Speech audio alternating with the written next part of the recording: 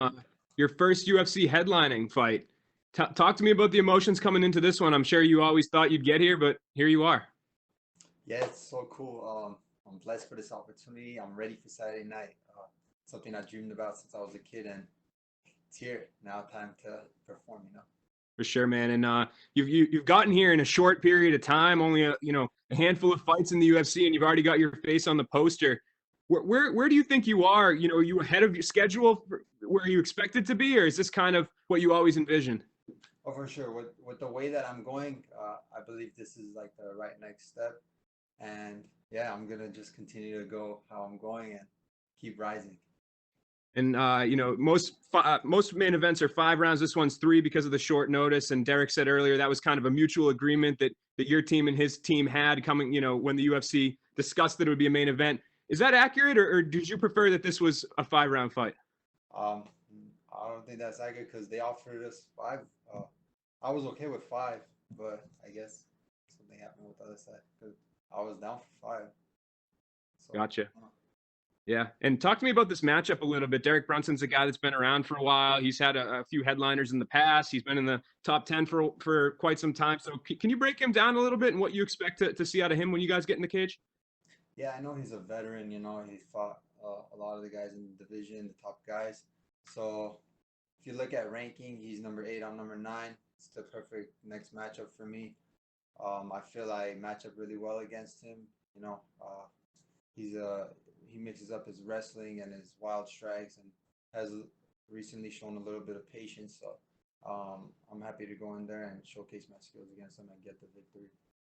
And when Dana announced that this fight would be moving into the main event slot, he did so on Instagram Live with Ronda Rousey, who's I know been a big part of your career. Have you talked to her a lot leading into this fight? Maybe she gives you some advice now that you're on the poster and everything. I talk to her here and there. I don't talk to her on a day-to-day basis or anything like that, but yeah, I talk to her. And what kind of did she offer up any advice for this specific fight, or just kind of just general career advice, or? Just always general career advice, always positive advice she gives, always good tips and just positive vibes and advice. Cool. Appreciate the time, Edmen. Good luck, man. Thank you. Next question is from Fabricio Sosa with Clarín.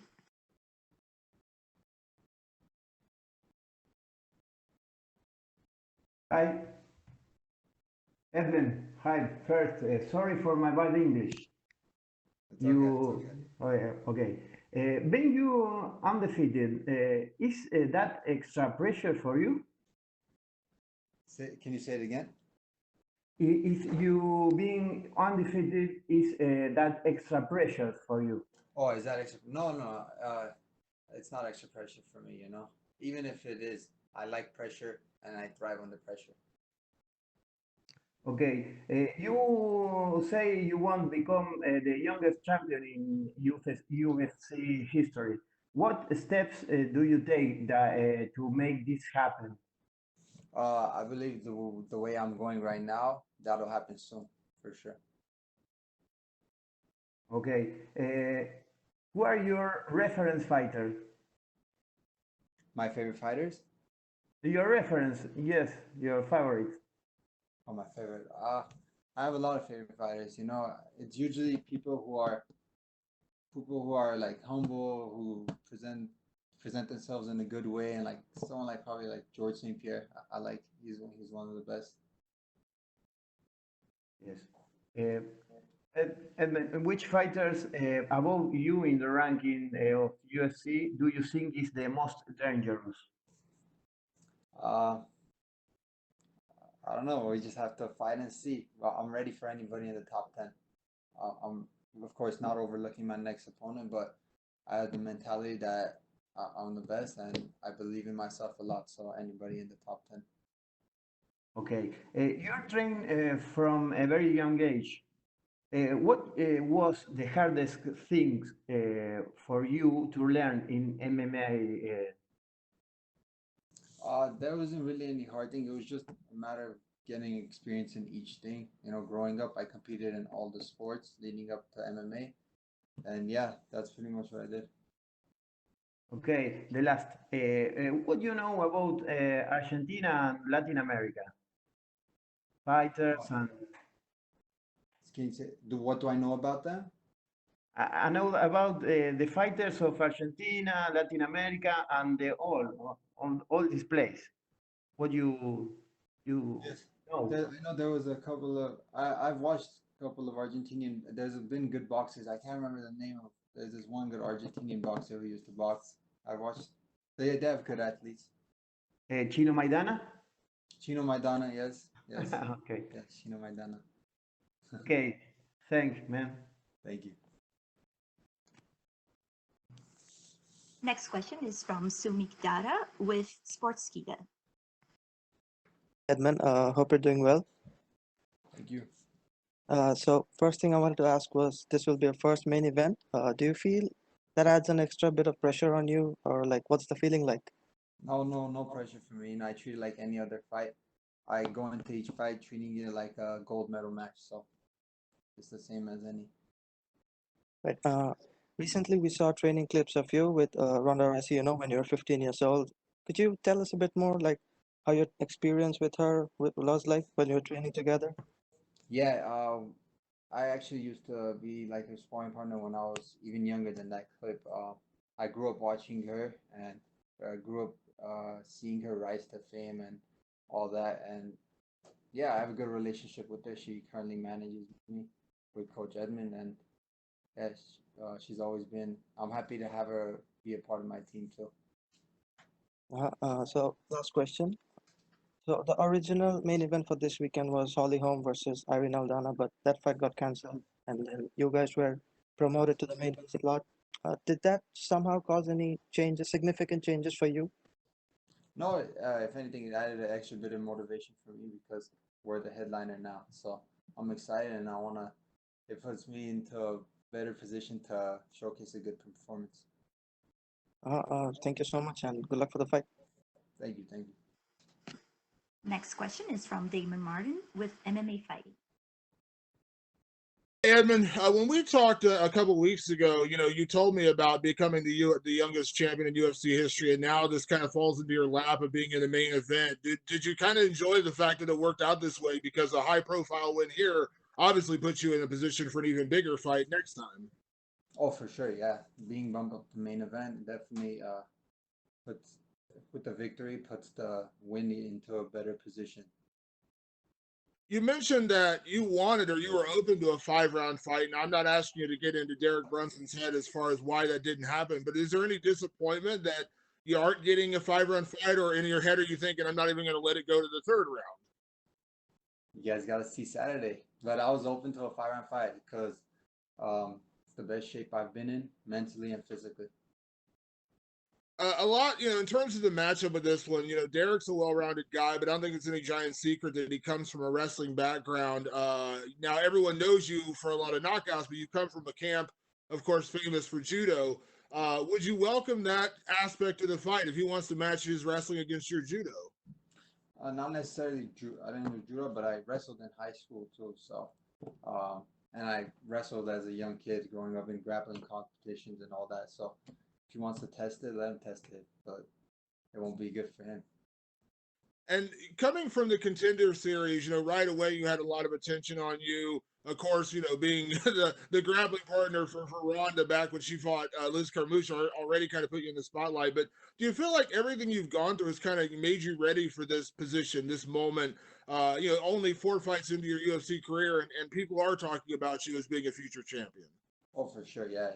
Growing up watching that and getting a glimpse of that, I saw the glimpse of my future watching that. So definitely prepared me for a moment like this. And last question, I know it doesn't play into the fight or the outcome or anything, but you are a pretty heavy favorite going into this fight over a veteran, a very good fighter, Derek Brunson.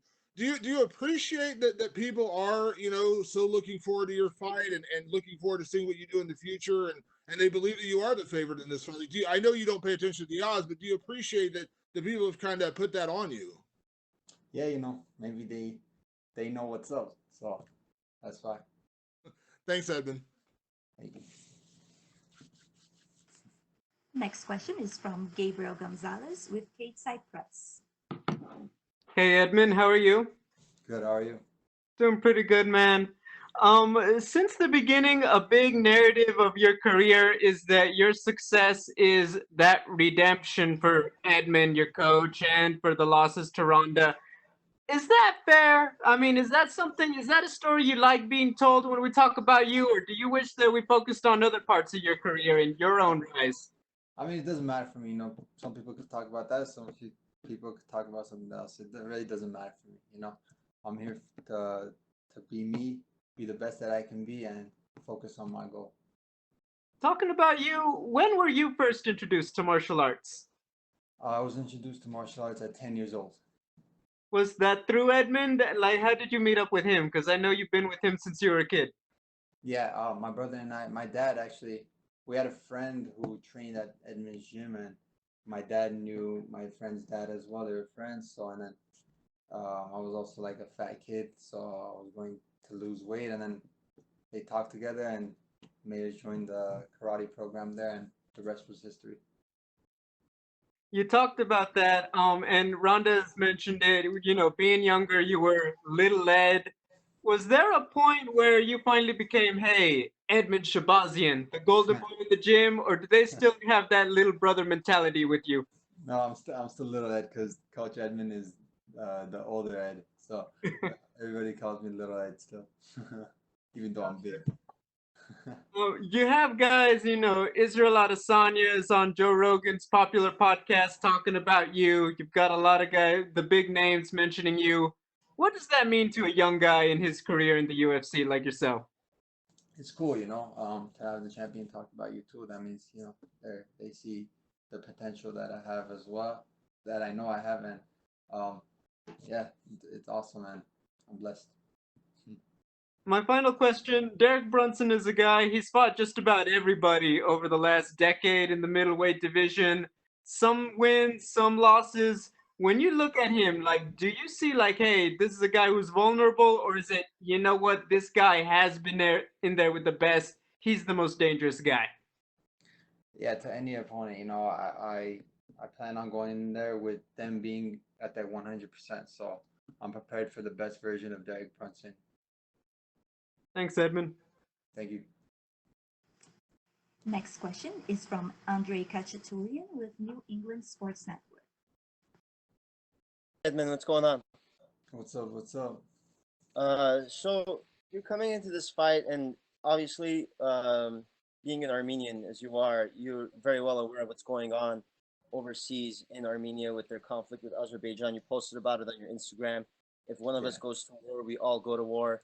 As an Armenian, what does it mean to you be fighting this week, knowing what's been going on overseas?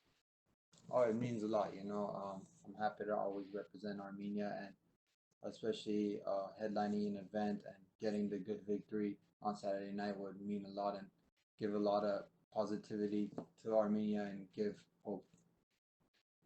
And not a lot of people know the history about what's going on with Armenia and the injustice that's been going on there for centuries. How important do you think your platform as a rising UFC star helps spread knowledge and awareness? I think it's very important because uh, we don't have as many big Armenian influencers in the world, and for me to be one of them and to showcase all that, it's incredible and it's a big deal. All right, thank you very much, Edmund. Best of luck. Thank you. Thank you. Next question is from Stephen Morocco with Fox Media. Hey, Edmund, you said a little bit earlier that you like champions that are humble and represent themselves in a good way. Yeah. Does Israel Adesanya live up to that standard? I mean, I think he's a good skilled fighter. He's a good champion. Yeah, it's even though he has like his style of talking and stuff, but he's a good fighter all in all. So hypothetically, if you could choose, like I get to fight either him or Paulo Costa, who would you prefer and why? Both of them. I wanna be the best in the world, so I gotta beat everybody. Is there somebody that's more appealing to you though, in terms of their style, in terms of who they are as a fighter, what they represent? No, not really. You know, doesn't matter for me. I'll fight anybody. And if you were the next guy, do you think you'd be fighting? Do you think you'll be fighting Israel Adesanya or Costa next? Like, who do you think is going to win that fight? That fight, I think Adesanya is gonna win. I think he's gonna catch Costa coming in, and yeah, in the near future, of course, my full focus is on Saturday against Brunson, but in the near future, I would love to face Adesanya. You think that'd be a tougher challenge? Tougher challenge than who? Than Costa? Yeah. I don't know. It's different styles, and styles make fights.